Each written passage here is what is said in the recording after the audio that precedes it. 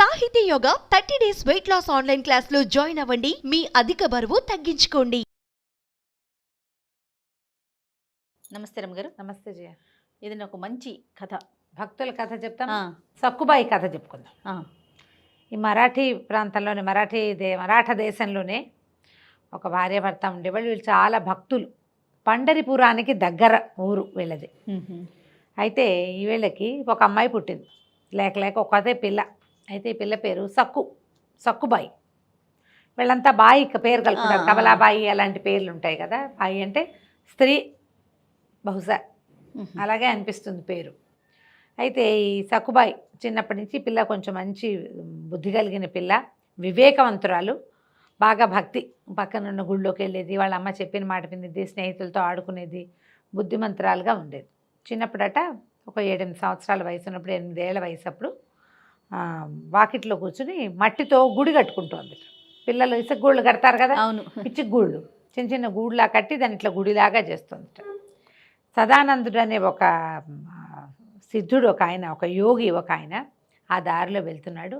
ఆయన ఏదో జపం చేసుకుంటూ వెళ్తూ ఆయన కాలు ఈ గుడి మీద పడింది. పిల్ల కట్టుకుంటున్న ఇసుగూడు మీద పడేసరికల్లా ఇసుగూడు అణిగిపోయింది. పిల్ల బెక్కమొహం వేసి ఏడుపు మొహంతో చూసింది ఆయనకేసి. ఆయనకి తెలిసింది తనేం చేశాను.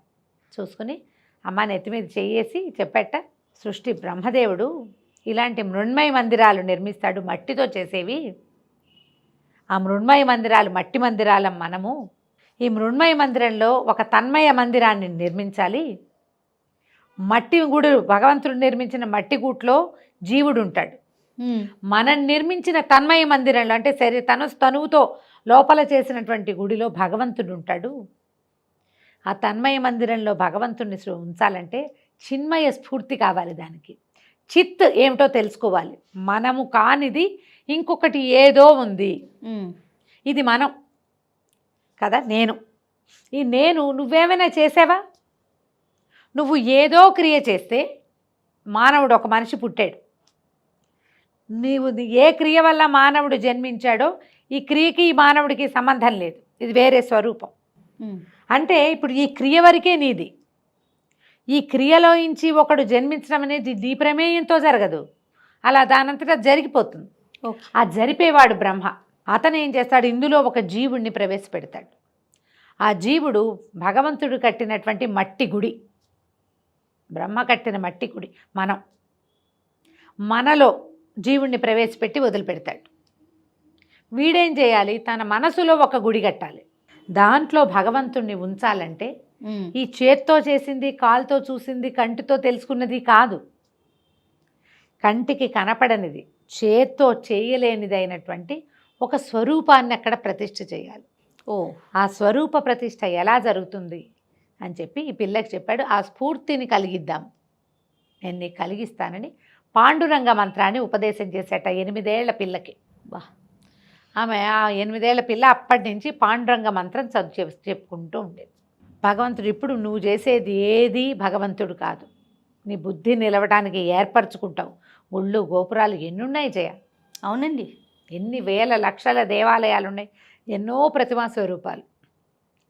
ఈ స్వరూపం మనకి ఎందుకు పెడతారంటే మన బుద్ధి ఒక స్వరూపం యందు నిలబడ్డానికి. దాని యందు నిలబడ్డాక దాని పైది ఏమిటి, అసలు భగవంతుడు ఈ స్వరూపంలో ఎందుకు కనపడుతున్నాడు, ఎందుకు ఈయన చతుర్భుజమూర్తిగా ఉంటాడు, నీలాగా నాలాగా ఎందుకు లేడు, లీలామానుష విగ్రహుడిగా ఎలా ఉన్నాడు, ఒక లింగాకారంలో ఎట్లా ఉన్నాడు, ఆమె అంత 18 చేతులు పెట్టుకుని ఎందుకు ఉంటుంది, మనలాగా ఎందుకు ఉండదు, అంట్ల చెంబులు తవ్వుకుంటూ లేదే అమ్మవారు.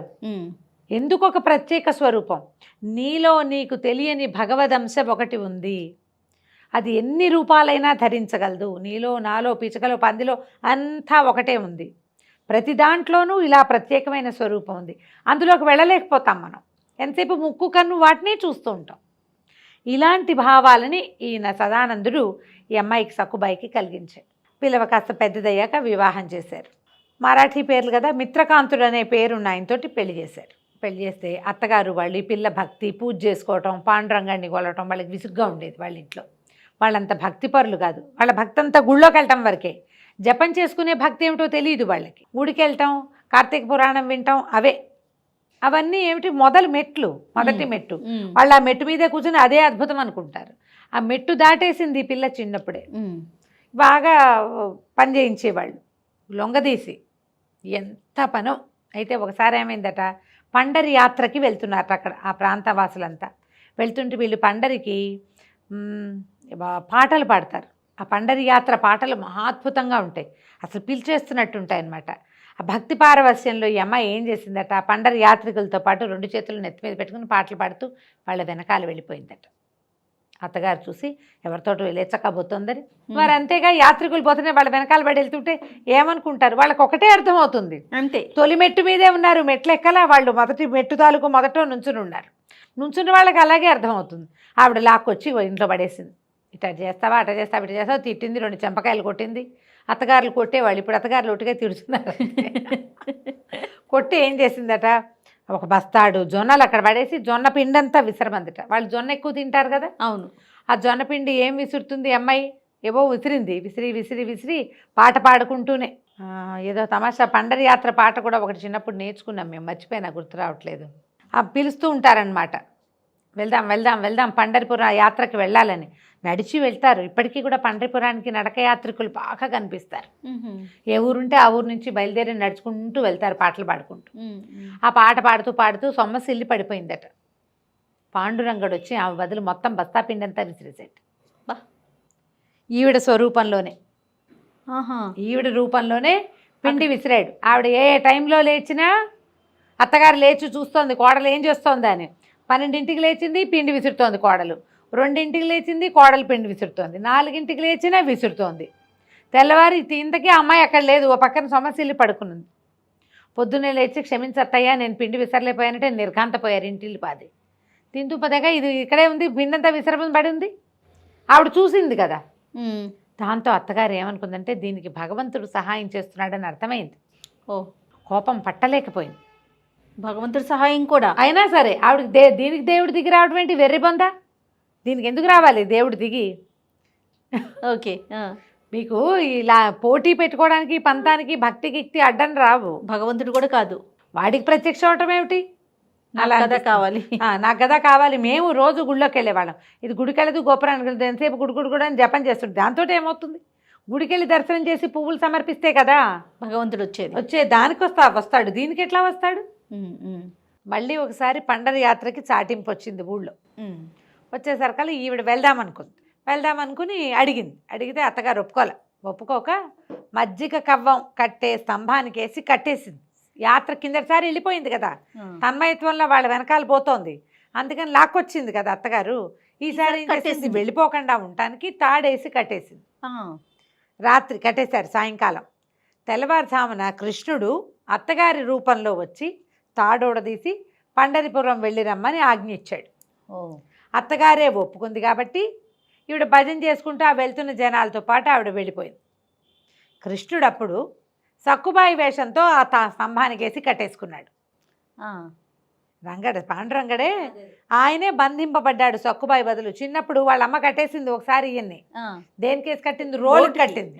ఈసారి మజ్జిగ చేసే కవ్వం స్తంభానికి వేసి కట్టుబడి నుంచునున్నాడు. అత్తగారు వచ్చింది, తెల్లవారు చూసుకుంది, పండరి యాత్ర వెళ్ళిపోయింది, ఇంక ఇదేం చేయదని బూడదీసింది కట్లు. ఇప్పుడు సక్కుబాయి వచ్చేదాకా ఎవరు చేయాలి పనులు? ఇక్కడ కృష్ణుడే చేయాల్సింది. రంగడు పాండురంగడు పని చేయాల్సింది. ఇక అక్కడి నుంచి పొద్దున్నే వాకిలు ఉడిచాడు, మజ్జిగ చిలికాడు, వెన్న తీశాడు, జొన్నలు దంచాడు, రొట్టెలు చేశాడు, సంకటి చేశాడు, అత్తగారి కాళ్ళు పిసికాడు, భర్తతో ముద్దుగా ముచ్చటగా సల్లాపంగా ప్రవర్తించాడు. ఇక తన భక్తురాలు వెళ్ళి సశరీరంగా పాండురంగడిని చూసే వరకు కూడా రోజుల తరబడి అత్తారింట్లో సేవించాడు. ఈ భగవంతుడితోటి సేవించబడ్డం వల్ల అత్తగారు కూడా ఒక రకంగా మెతగ్గా అయిపోయిందట. ఇంతలో ఏమైంది, 5 రోజులు 3 రోజులు గడిచింది, ఒక 3 days గడిచింది. 3 రోజుల పాటు భగవంతుడే వీళ్ళింట్లో సేవించాడు కోడలి బదులు. అక్కడికి ఆ పండరి యాత్రకు వెళ్ళి, వాళ్ళ ఊరు పక్కనే దగ్గరే కదా, 3 రోజుల్లో అయిపోతుంది యాత్ర. తిరిగి వచ్చిన వాళ్ళు ఎవరో సక్కుబాయిని అక్కడ చూసామన్నారు. వీళ్ళింటో చెప్పేసరికి వీళ్ళు నిర్కాంతపోయారు. రోజు ఇక్కడే ఉంది కదా, పండరి యాత్రకు ఎట్లా వెళ్తుంది? ఆ యాత్రకు వెళ్ళింది ఎప్పుడు? ఒకరోజు తెల్లవారుజామున 3 రోజుల నాడు. తెల్లవారుజామున అత్తగారు చూసేసరికల్లా సక్కుబాయి స్తంభానికి ఏ తాడుతో తను కట్టేసిందో అదే తాడుతో కనపడింది. ఈ 3 రోజులు ఆమె నవ్వు, ఆమె మందహాసం, ఆ పని తలుచుకునే సరగలు వీళ్ళకి ఒళ్ళు జలదరించిపోయింది. ఎవరొచ్చి సక్కు బదులు తమని సేవించారో వీళ్ళకి అర్థం కాల. అక్కడికి వెళ్ళి భగవంతుని చూసిన సక్కుబాయి ఆయనలో లీనమైపోయిందట. తిరిగి రాలా వెనక్కి. వీరికి ఇక్కడ సక్కు మరణించిందన్న వార్త వచ్చింది, శరీరం పడిపోయింది, ఆ ఆత్మ భగవంతుడిలో లీనమైపోయింది. వీళ్ళకి కబురు వచ్చింది. వీళ్ళకి పరిగెత్తుకుంటూ వెళ్తే ఏముంది, వీళ్ళ ఇంట్లో లేదు సక్కుబాయి, అక్కడుంది ఆ శరీరం. ఆమెను తెచ్చుకుని దహనం చేసుకున్నారు వీళ్ళు. అట్లా సక్కుబాయి భగవంతుడిలో లీనం అవడానికి 8వ ఏట సదానందుడు అనేటువంటి సిద్ధుడు ఇచ్చిన మంత్రంతో అట్లా భగవంతుడినే పట్టుకుని పట్టుకుని పట్టుకుని పట్టుకుని చివరికి ఆయన్ని చూడాలన్న స్వరూపం చూడాలన్న కోరికతోటి ఆయన్ని చూసి ఆయనలోనే ఐక్యమైపోయిందట సతీ సక్కుబాయి. ఇది కూడా సినిమా ఉంది, అంజలిదేవి గారు యాక్ట్ చేసింది. ఓకే, బాగుంటుంది, పాటలు కూడా చాలా బాగుంటుంది. నాకు గుర్తులేవు కానీ సినిమా బాగుంటుంది. నేను బాగా చిన్నప్పుడే చూసావు, 10-12 ఏళ్ళు అప్పుడు అయ్యి ఉంటుంది. నాకు మామూలుగానే అంజలిదేవి అంటే చాలా ఇష్టం. ఓకే, నా నవ్వు అది బాగా నచ్చుతాయి నాకు. నాకు రౌండ్ ఫేస్ ఇష్టం అని చెప్తుంటాను ప్రతిసారి నీకు. అంజలిదేవేనా? రైట్, చాలా ఇష్టం నాకు. ఓకే, నచ్చడానికి ఏముంది, మనకు ఎవరో ఒకళ్ళు నచ్చుతుంటారు కదా, ఫ్యాన్స్ అని చెప్పడానికి వీల్లేదు, వాళ్ళు నచ్చుతారు, బాగా యాక్ట్ చేస్తారు, సినిమా చాలా బాగుంటుంది. ఇదే కథ నడుస్తుంది అన్నమాట. మనకి ఇలాంటి భక్తుల కాథలు ఎన్ని కనపడతాయో. అయితే వీళ్ళు మళ్ళీ ఎప్పుడో ఏదో మనకి ముందు యుగం వాళ్ళు కాదు, కలియుగంలో వాళ్ళే. అవును, భక్త తుకారాం కథ ఒకటి ఇలాంటిదే, అది ఆ కథ కూడా చిత్రమైన గాథలు. చాలా బాగుంది రమ్మగారు. నమస్తే. నమస్తే.